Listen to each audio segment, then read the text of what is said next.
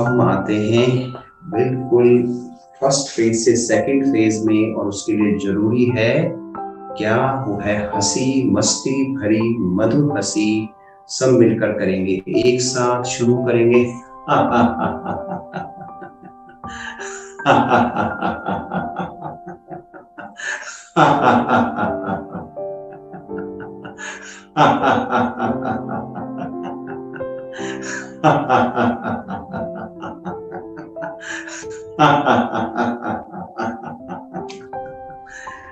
शांत बैठें, चेहरे की प्रसन्नता को बनाए रखें, कुछ देर के लिए आंखें बंद कर लें, और जो भी अब तक हमने क्रियाएं करी हैं अपनी स्पाइन को स्वस्थ रखने के लिए, उसको एक बार रिकॉल करें कि पहले मैंने किस प्रकार अपने स्पाइन को सीधा किया, दोनों हथेलियों को जोड़ा, इंडेक्स फिंगर को मिलाया, भुजाओं को ऊपर की ओर ताना और लंबवत हाथों को अधिक से अधिक ऊपर की ओर ले गए। भुजाओं को कानों के पीछे रखा। पहली विधि में हम सिंपल बैठे रहे, दूसरी में हम वज्रासन में बैठे, तीसरी में हम उकड़ू बैठे और अपनी भुजाओं को ऊपर की ओर ताना।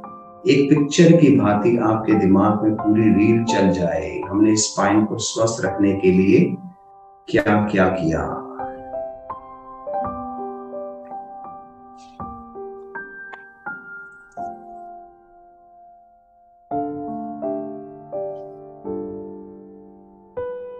सेकंड फेज में हम अधिकतर कुछ प्राणायाम कराते हैं, तो आज हम एक प्राणायाम करेंगे और उसके बाद चर्चा जारी करेंगे कि जब औषधियों से इलाज ना हो तो हम क्या करें।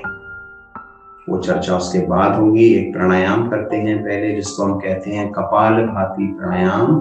दोनों हथेलियां पलटकर घुटनों पे रखें, कमर गर्दन सीधी कर दें, धीरे धीरे श्वास बाहर निकालें, गहरा श्वास भरें, मूल बंद लगाएं, शक्ति के साथ श्वास बाहर निकालें, श्वास को स्वाभाविक रूप से भरने दें।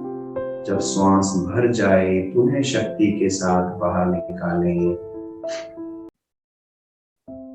श्वास भरने में शक्ति नहीं लगानी है, श्वास निकालने में शक्ति लगानी है। मूल बंद लगाकर रखना है।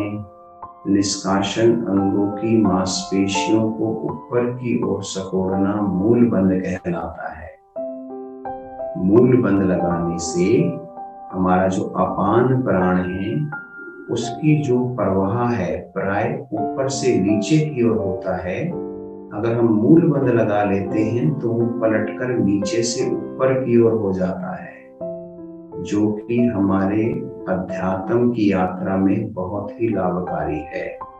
तो मूल बंद अवश्य लगाएं। करते जाएं कपालभाति प्राणायाम। कमर को सीधा रखें। स्पाइन को सीधा कैसे रखना है आपने अभी जाना है।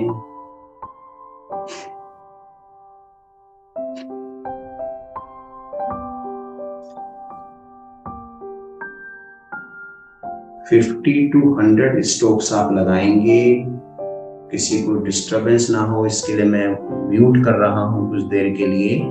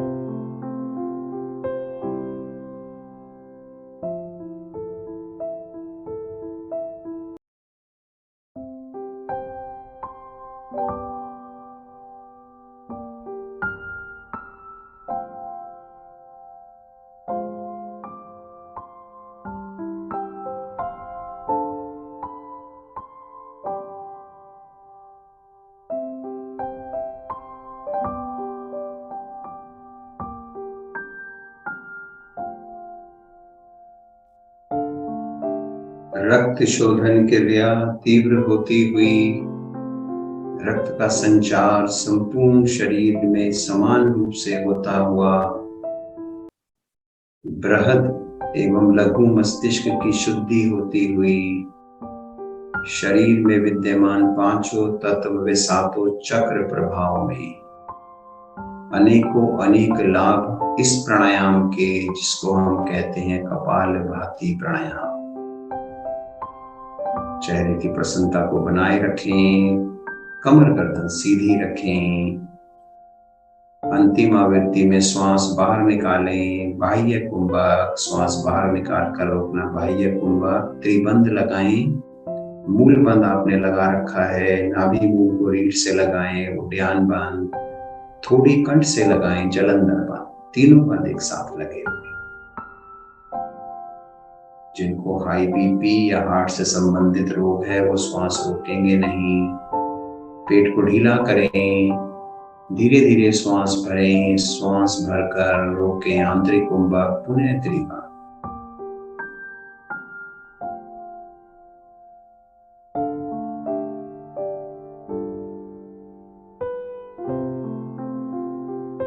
बंदों को खोलें, शांत बैठें, चेहरे की प्रसन्नता बनाए रखें, आंखें बंद रखें। किए हुए प्राणायाम का लाभ आप ले रहे हैं। आप आंखें खोलते हैं तो आंखों द्वारा जो संग्रहित ऊर्जा है वो बाहर निकल जाएगी। आप पूर्ण लाभ से वंचित रह जाएंगे।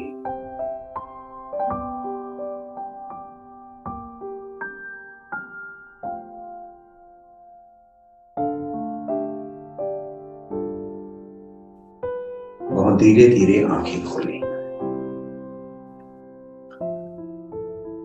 अब हम एक विशेष चर्चा करेंगे जिसका हमने शुरू में ही जिक्र किया कि जब इलाज औषधियों से ना हो, जब इलाज औषधियों से ना हो, जब इलाज डॉक्टर भी ना कर पाए, जब इलाज आयुर्वेदिक चिकित्सक भी ना कर पाए और रोग शरीर में बरकरार रहे तो क्या करें। यानी कि आपने जितनी एफर्ट्स दी वो कर लिए, लेकिन रोग शरीर में बना हुआ है, रोग जा नहीं रहा। तो उसके लिए आचार्य कुंद कुंद भारती ने कुछ उपाय बताए हैं। आज हम उन उपायों की चर्चा करेंगे, जिसमें कि सबसे पहला उपाय उन्होंने बताया है वो है उपवास, जिसको हम कहते हैं अनशन या जिसको हम कहते हैं फास्टिंग। यानी कि आपके शरीर को आप इतनी भी जगह नहीं दे रहे हैं कि जो आपने खाया है उसको वो पचा सके। यानी आप लगातार खाते जा रहे हैं, यानी शरीर को आपने आदी बना दिया है खाने का। तो आपको करना है उपवास। क्या होगा उपवास करने से कि जो आपके शरीर में फैट जमा हो गया है, कार्बोहाइड्रेट जमा हो गया है, जो प्रोटीन जमा हो गए हैं, वो आप जब उपवास करेंगे उससे वो रिलीज होंगे, रिलीज होके एनर्जी में तब्दील होंगे, और एनर्जी में तब्दील होके आपके जो शरीर में जो रोग उत्पन्न हुए हैं उसको या तो वहां से भगा देंगे या वो उसको ठीक कर देंगे। तो पहला उपाय जो उन्होंने बताया है वो है उपवास, तो कभी भी जब आप बीमार हो, आपका रोग ठीक ना हो रहा हो, आयुर्वेदिक डॉक्टर भी ना कर पा रहा हो, या कोई वैद्य ना कर पा रहा हो, या आपकी कोई औषधि काम ना कर पा रही हो, तो आप उपवास का सहारा लें। दूसरा जो उपाय उन्होंने बताया वो है अवमोदना। अवमोदना का मतलब है कि आधा पेट आपको, अपना जो पेट है वो भोजन से भरना है, 1/4 आपको पानी से भरना है, बाकी जगह आपको खाली छोड़नी है वायु के लिए। होता क्या है कि हम अपनी भूख से ज्यादा खाते हैं, कोशिश ये रहती है कि ग्रास अगर एक भी बचा हुआ है, या पूरा खाना खाने के बावजूद अगर हमें कोई मिठाई या कोई और चीज ऑफर करता है तो हम उसको भी खा लेते हैं, चाहे पानी पीने की भी जगह ना बचे। तो पहला उपाय आपको बताया उपवास, दूसरा उपाय आपको बताया अवमोदन, यानी कि पेट में जो भोजन है वो आधा ही करना है, आधे के बाद भोजन को छोड़ देना है, या थाली में उतना ही भोजन लेना है कि हमारा आधा पेट अन्न से भर जाए। तीसरा है प्रायश्चित। प्रायश्चित का मतलब है रिग्रेट, रिलीज रिग्रेट। किसी भी चीज का अगर आपको लगता है कि आपसे गलती हो गई है तो उसका आप प्रायश्चित करें। अगर आपने किसी को दुख पहुंचाया है तो आप उसका भी प्रायश्चित कर सकते हैं। यदि आपने अपने शरीर को भी कष्ट पहुंचाया है तो ये जो ऊपर 2 तरीके आपको बताए गए वो भी शरीर के लिए प्रायश्चित ही है। तो यानी एक एक करके हम वो क्रियाएं कर रहे हैं जिसमें ना हम औषधि खा रहे हैं, ना किसी और तरह का लेप अपने शरीर पर लगा रहे हैं, बस हम अपने शरीर को जो एक्सेस चीज दे रहे थे उसको हम रोक रहे हैं। नंबर 4 है प्रत्याख्यान। प्रत्याख्यान का अर्थ है कि जो चीज आपके आसपास है उसी को अवेल करना है। जैसे अगर हमें कोई चीज 1 किलोमीटर के दायरे में मिल रही है तो कोशिश करें कि उसको स्वयं जाकर लाएं, यानी कि कोशिश आपकी जो फिजिकल एक्टिविटी है उसको आपने बढ़ा देना है। आपको कोशिश ये करनी है कि किसी और को ना भेजें, आप स्वयं जाएं, चाहे आप दूसरी मंजिल में रहते हो, तीसरी मंजिल में रहते हो, स्वयं जाएं बाजार, उस चीज को लेकर आए। आपको पता भी नहीं लगेगा कि आपने क्या एक्टिविटी अपने शरीर के लिए कर दी है, आपकी वस्तु की रिक्वायरमेंट भी पूरी हो गई है और आपके शरीर को लाभ भी मिलेगा जिसका आपको एहसास भी नहीं होगा। एक होता है अपने शरीर को थोड़ा और एक्टिवेट करना, मिनिमम 6 किलोमीटर वॉक। वैसे तो वॉक ज्यादा करनी चाहिए, लेकिन मिनिमम की मैं बात कर रहा हूँ कि यदि आप अपने शरीर को स्वस्थ रखना चाहते हैं बिना दवाइयों के, बिना औषधि के, तो कम से कम 6 किलोमीटर की वॉक आपको, चाहे आप सुबह और शाम मिलाकर कर लें, आप अपने घर में वॉक करें, घर से दूर जाकर करें, जहां भी हो, कम से कम अपने शरीर में को एक वॉक के रूप में, जिससे कि हमारे शरीर के जो फैट्स हैं या जो समझ लीजिए हमारे शरीर को नुकसान पहुंचाने वाले तत्व हैं उनको आप शरीर से बाहर निकाल सकें। उसके बाद नेक्स्ट नंबर 6 है स्वाध्याय। स्वाध्याय में आपको करना क्या है, आपको एक साधारण रूप में बैठ जाना है, किसी तरह की आप जाप कर सकते हैं, जिस भी भगवान को, जिस भी देवी देवता को आप मानते हैं उसकी आप माला जाप कर सकते हैं, मन ही मन जाप कर सकते हैं। यानी कि स्वाध्याय करना है आपको, ईश्वर से जुड़ने का जो भी साधन आपके पास है उसको साधन के रूप में, चाहे आपके पास किताब है तो आप किताब पढ़ लें, माला है तो माला जप लें, आपको मुंह से बोल के करना है बोल के कर लें, मन ही मन करना है मन ही मन कर लें, लेकिन आपको स्वाध्याय करना है। और सबसे आखिरी में आचार्य कुंत बुद्ध ने बताया है ध्यान। और ध्यान कैसे करना है, आप जिस भी देवी देवता को मानते हैं, जिस भी गुरु को मानते हैं, उसकी फोटो या उसकी तस्वीर के आगे आपको बैठ जाना है, आंखें बंद कर लेनी है और आपको ये देखना है कि जो आपको समस्या हो रही है, जो भी शरीर को तकलीफ हो रही है, वो किसी वस्तु की वजह से है या वो कोई मानसिक स्थिति है, यानी कोई मन में ऐसा दोष आ गया है जिसको आपको दूर करना है, चाहे वो आपने किसी को तकलीफ पहुंचाई हो या किसी ने आपको तकलीफ पहुंचाई हो, तो आप उससे माफी मांग लें या आप उसको माफ कर दें। यानी कि वो किसी वस्तु की वजह से तकलीफ है या वो आपकी मनोस्थिति की वजह से है। तो ये आपको जो 7 बातें आज बताई गई हैं, इसको मैं एक बार फिर से रिपीट कर देता हूँ आपकी नॉलेज के लिए। सबसे पहली बात बताइए अपने शरीर को स्वस्थ रखने के लिए, वो है उपवास। यानी कि आपको अनशन जिसको कहते हैं, यानी खाना नहीं खाना है या सिर्फ पानी पे रहना है या सिर्फ जूस पे रहना है, लेकिन अन्न के रूप में भोजन को ग्रहण नहीं करना है। दूसरा आपको बताया अवमोदन, यानी कि आधा पेट भोजन खाना, उसके बाद 1/4 आपको पानी से भरना और 1/4 की जगह छोड़ देना, जिससे कि जो वायु है या जो भोजन पचाने का स्थान है वो आपके शरीर को मिल सके, भोजन आपका यथा संभव पच सके। तीसरा है आपका प्रायश्चित, यानी रिलीज रिग्रेट, यानी अगर कोई भी मन के अंदर कोई दोष आ गया है या किसी को आपने दुख पहुंचाया है तो उसका आपको प्रायश्चित करना। नंबर 4 आपको बताया प्रत्याख्यान। प्रत्याख्यान में आपको बताया कि आपको थोड़ी दूरी का कोई भी काम है वो स्वयं करना है, और कोई भी स्थिति या कोई भी चीज जो कि 1 किलोमीटर के दायरे में है उसी का आप प्रयोग करें, उससे आगे की चीज का प्रयोग ना करें।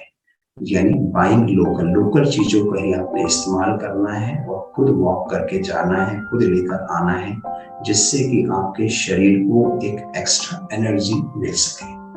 नंबर 5 है जिसमें आपको बताया था कि 6 किलोमीटर की वॉक, मिनिमम वॉक आप 6 किलोमीटर की करेंगे, जिससे आपके शरीर को एक्स्ट्रा एनर्जी है या जो एक्सेस फैट है वो आपका गलेगा। नंबर 6 आपको बताया स्वाध्याय। स्वाध्याय में आप चाहे माला जाप करें या किसी ग्रंथ को पढ़ें या अपनी आध्यात्मिक ज्ञान को आप बढ़ाएं। और नंबर 7 आपको बताया ध्यान। ध्यान आप जब करें किसी प्रतिमा के आगे, किसी गुरु के आगे, और आपको ये देखना है कि आपके जो शरीर में दोष आया है वो किसी वस्तु की वजह से है या वो आपकी मनोस्थिति की वजह से है। तो जब आप ये 7 क्रियाएं करते हैं तो आप बिना औषधि के अपना इलाज करते हैं, और आप डॉक्टरों से या दवाइयों से अपने आप को, या ये जो केमिकल्स दवाइयों के रूप में दिए जाते हैं उसके जो एडवर्स प्रभाव है उनसे आप अपने शरीर को बचाते हैं। अब आप बिल्कुल शांत बैठ जाएं, अपने ध्यान को आती जाती सांसों पर लगा दें, कमर गर्दन को प्रयास पूर्वक सीधा करें, और अब तक की हुई चर्चाओं को एक रील के रूप में, एक पिक्चर के रूप में देखें कि आज हमने पहले अपनी स्पाइन को सीधा करना सीखा, फिर हमने बिना औषधि के अपने को कैसे स्वस्थ करें इस बात पर चर्चा करी। जितनी बातों को रिकॉल कर सकते हैं रिकॉल करें। एक गहरा लंबा श्वास भरेंगे, ओम की लंबी ध्वनि करेंगे, श्वास भरें,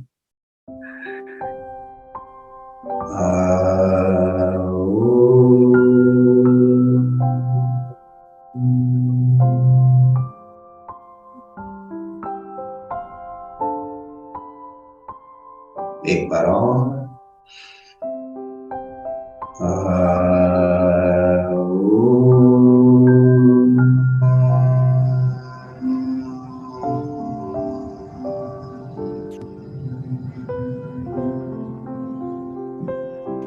एक बार और,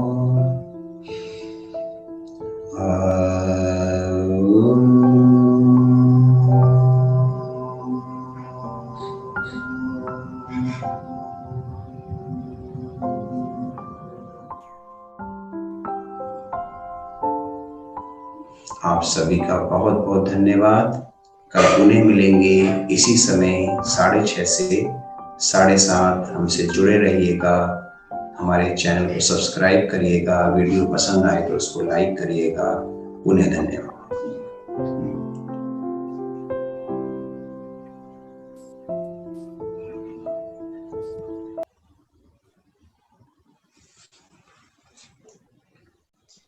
Yes,